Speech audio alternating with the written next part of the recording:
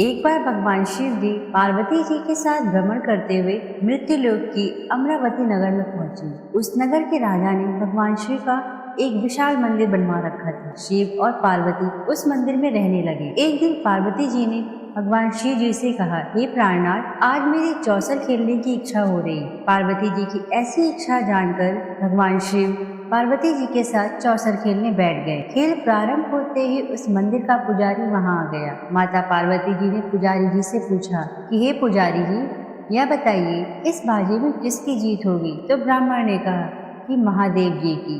परंतु चौसर में शिव जी की पराजय हुई और माता पार्वती जी जीत गई। तब ब्राह्मण को झूठ बोलने के अपराध में माता पार्वती ने ब्राह्मण को कोढ़ी होने का श्राप दे दिया। शिव और पार्वती जी उस मंदिर से कैलाश पर्वत लौट गए। पार्वती जी के श्राप के कारण पुजारी कोढ़ी हो गया। नगर के स्त्री पुरुष उस पुजारी की परछाई से भी दूर दूर रहने लगे। कुछ लोगों ने राजा से पुजारी के कोढ़ी हो जाने की शिकायत की, तो राजा ने किसी पाप कारण पुजारी के कोढ़ी हो जाने का विचार कर उसे मंदिर से निकाल दिया। उसकी जगह दूसरे ब्राह्मण को पुजारी बना दिया। कोढ़ी पुजारी मंदिर के बाहर बैठकर भिक्षा मांगने लगा। कई दिनों के पश्चात सर्वलोक की कुछ अप्सराएं उस मंदिर में पधारी और उसे देखकर कारण पूछा। पुजारी ने निसंकोच उन्हें भगवान शिव और पार्वती जी के चौसर खेलने और पार्वती जी के श्राप देने की सारी कहानी सुनाई। तब अप्सराओं ने पुजारी से 16 सोमवार का विधिवत व्रत करने को कहा। पुजारी द्वारा पूजन विधि पूछने पर अप्सराओं ने कहा, सोमवार के दिन सूर्योदय से पहले उठकर स्नान आदि से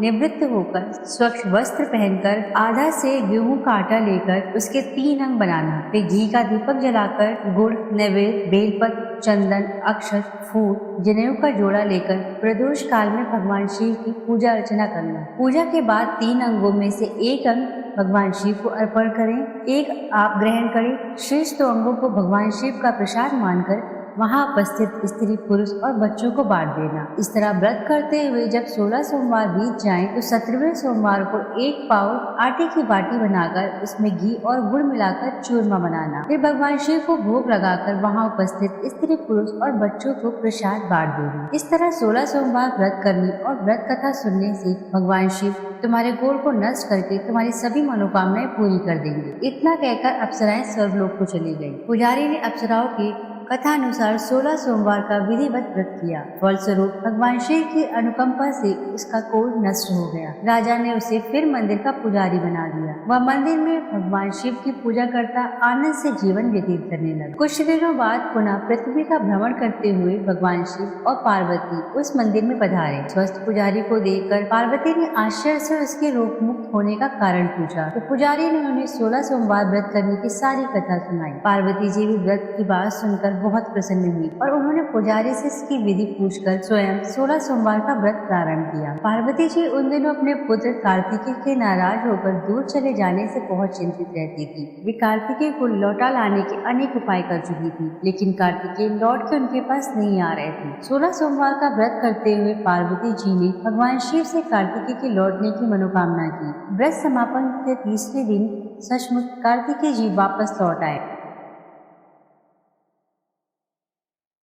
हे माता, आपने ऐसा कौन सा उपाय किया था जिससे मेरा क्रोध नष्ट हो गया और मैं वापस लौट आया? तब पार्वती जी ने कार्तिकेय को 16 सोमवार के व्रत की कथा कह सुनाई। कार्तिकेय अपने एक ब्राह्मण मित्र ब्रह्मदेव के परदेश चले जाने से बहुत दुखी था। उसको वापस लौटाने के लिए कार्तिकेय ने 16 सोमवार का व्रत करते हुए ब्रह्मदत्त के वापस लौट आने की कामना प्रकट की। व्रत के समापन के कुछ दिनों के बाद मित्र लौट आया। ब्राह्मण ने कार्तिकेय से पूछा, प्रिय मित्र, तुमने ऐसा कौन सा उपाय किया जिससे परदेश में मेरे विचार एकदम परिवर्तित हो गए?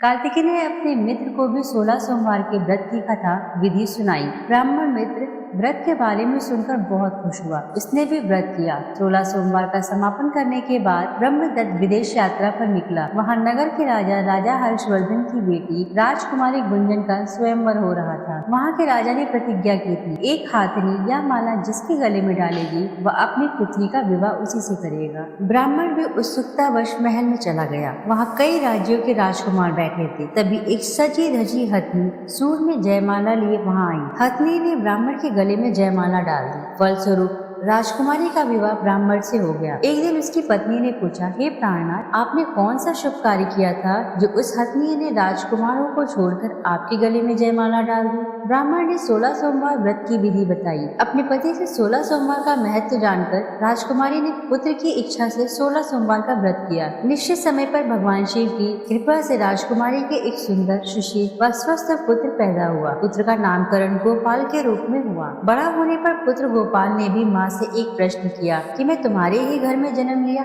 इसका क्या कारण है? माता गुंजन ने पुत्र को 16 सोमवार व्रत की जानकारी दी। व्रत का महत्व जानकर गोपाल ने भी व्रत करने का संकल्प किया। गोपाल जब 16 वर्ष का हुआ तो उसने राज्य पाने की इच्छा से 16 सोमवार का विधिवत व्रत किया। व्रत समापन के बाद गोपाल घूमने के लिए समीप के नगर में गया था। वहाँ के वृद्ध राजा ने गोपाल को पसंद किया और बहुत धूमधाम से अपनी पुत्री राजकुमारी मंगला का विवाह गोपाल के साथ कर दिया। 16 सोमवार के व्रत करने से गोपाल महल में पहुंचकर आनंद में रहने लगा। 2 वर्ष बाद वृद्ध राजा का निधन हो गया तो गोपाल को उस नगर का राजा बना दिया गया। इस तरह 16 सोमवार व्रत करने से गोपाल की राज्य पाने की इच्छा पूर्ण हो गई।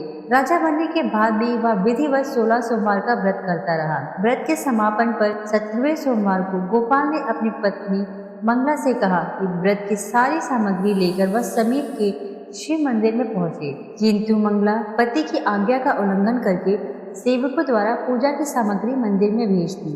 स्वयं मंदिर नहीं गई। जब राजा ने भगवान शिव की पूजा पूरी की तो आकाशवाणी हुई, हे राजन, तेरी रानी ने 16 सोमवार व्रत का अनादर किया है, सो रानी को महल से निकाल दी, नहीं तो तेरा सब वैभव नष्ट हो जाएगा। आकाशवाणी सुनकर उसने तुरंत महल में पहुंचकर अपने सैनिकों को आदेश दिया कि रानी को दूर किसी नगर में छोड़ आओ। सैनिकों ने राजा की आज्ञा का पालन करते हुए उसे तत्काल उसी घर से निकाल दिया।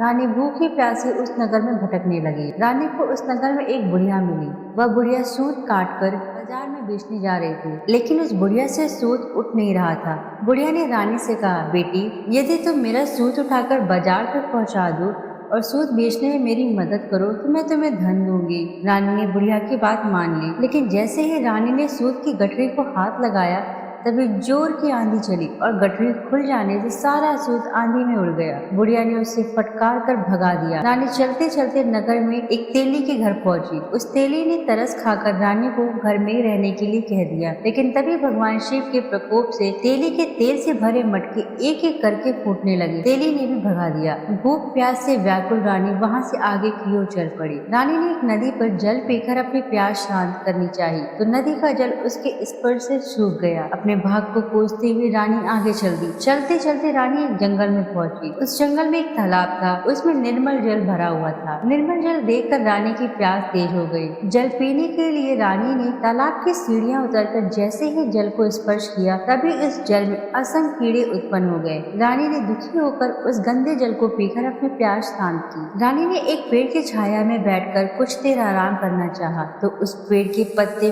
पल भर में सूखकर बिखर गए। रानी दूसरे पेड़ के नीचे जाकर बैठी। जिस पेड़ के नीचे बैठती वह सूख जाता।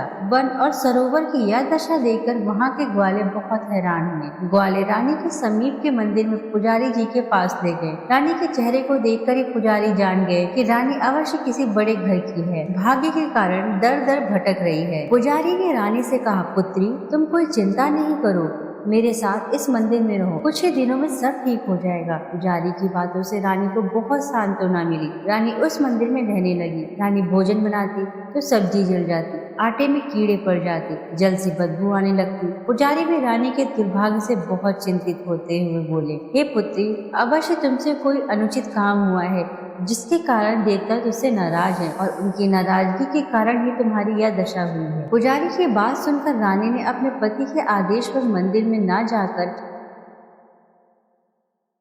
पुजारी ने, अब तुम कोई चिंता नहीं करो, कल सोमवार है और कल से तुम 16 सोमवार के व्रत करना शुरू कर दो। भगवान शिव अवश्य तुम्हारे दोषों को क्षमा कर देंगे। पुजारी की बात मानकर रानी ने 16 सोमवार के व्रत प्रारंभ कर दिए। रानी सोमवार का व्रत करके शिव जी की विधिवत पूजा अर्चना की तथा व्रत कथा सुनने लगी। जब रानी ने 17वें सोमवार को विधिवत व्रत का समापन किया तो उधर उसके पति राजा के मन में रानी की याद आई। राजा ने तुरंत अपने सैनिकों को रानी को ढूंढ कर लाने के लिए भेजा। रानी को ढूंढते हुए सैनिक मंदिर में पहुंचे और रानी से लौट कर चलने के लिए कहा। पुजारी ने सैनिकों से मना कर दिया और सैनिक निराश होकर लौट गए।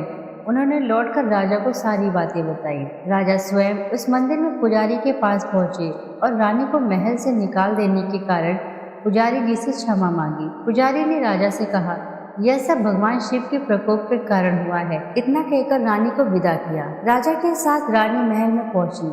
महल में बहुत खुशियां मनाई गई। पूरे नगर को सजाया गया। राजा ने ब्राह्मणों को अन्न, वस्त्र और धन का दान दिया। नगर में निर्धनों को वस्त्र बांटे गए।